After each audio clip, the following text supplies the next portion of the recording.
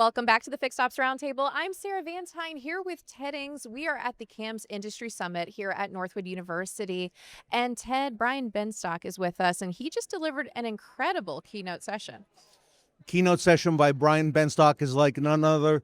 Brian, congratulations, and tell us a little bit about some of the things you discussed today. Well, we're talking about the chaos that's going on in the world, and it affects our industry. And what I try and do, and it's try, which is to tone it out and to pay attention to what the data is showing us. And the data is showing us a lot of good things. The data is showing us that there's strong interest in new car sales. There's strong interest in parts and service sales. The vehicles have never been older that are on the road now, and customers are still servicing the cars and have not hit that resistance point yet in service. So I think that's really, really exciting.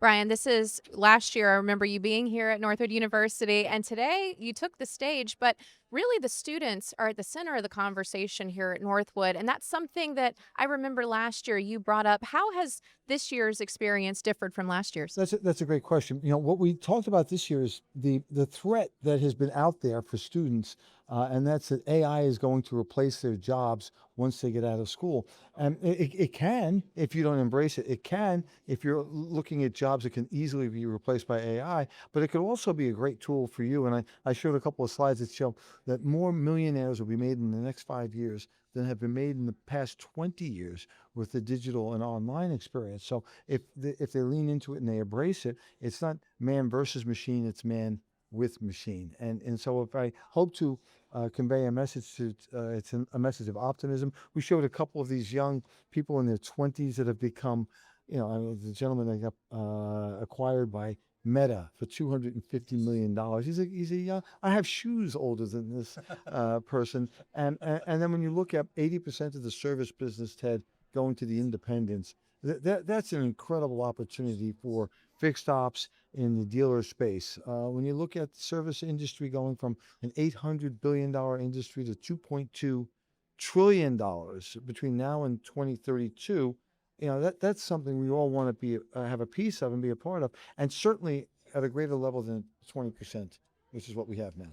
What opened my eyes, Brian, was when you showed the competitors to Paragon not being the other Honda dealers or Acura dealers, but being the independents, and the number of them that we have to pass just to get to the dealership, and the convenience factor. If you want to speak to that, because I think that's a big part of it. Well, yeah, everyone thinks that the independents are taking our business because they're less expensive, and they're hiring the same people in the same market using the same equipment. So it's not that; it's proximity. We just make it easy for people to do business.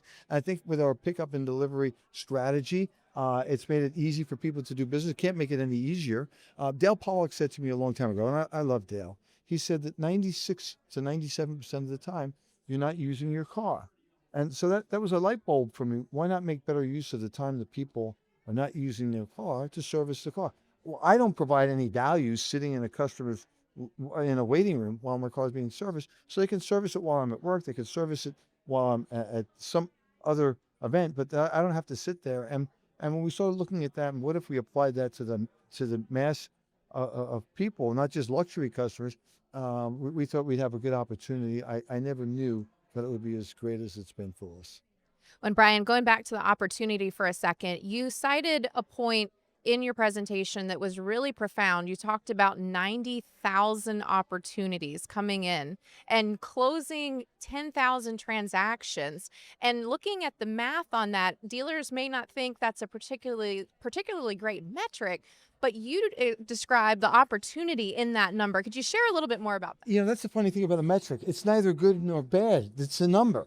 And so we want to take a look at the number and make it better. You get on a scale, there's no good number or bad number. It's the number, and improve it. You may want to weigh more, you may want to weigh less, improve the metric. And so when we look at 10% conversion on 90,000, is it a good job or a bad job? Well, I think there's a lot more opportunity there. And I love that. Can you imagine? We're pretty successful with this current rate of success and conversion. Well, what if we had a 1% improvement? That's so high, so profound, or 2 or 3 or 4%. And I think that's what I've got the Paragon Lab working on now, is how do we get those 1, 2, 3% improvements that'll have a profound impact on our business and the bottom line. Final question for today, Brian. What's ahead? I know, as Sarah mentioned, this is your second year that we've seen you speaking here at Northwood. What's your message to the students?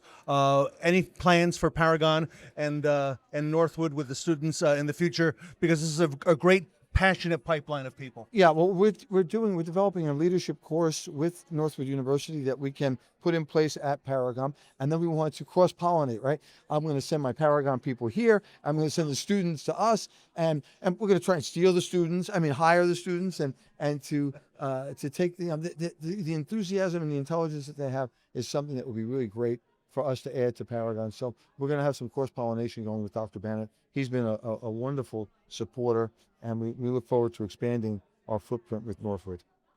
Brian, thank you for elevating our game, all of us, on behalf of Northwood University, and great honor to have you. Ted, we started out in a little place, a little hotel lobby in New Jersey, and look at what you've done. I'm really proud of what both you guys have done. So thank you for allowing me to be a part of it. You're a big part of Appreciate it. Brian Benstock, everybody, here at Northwood University at the 62nd Annual International Auto Show. Awesome.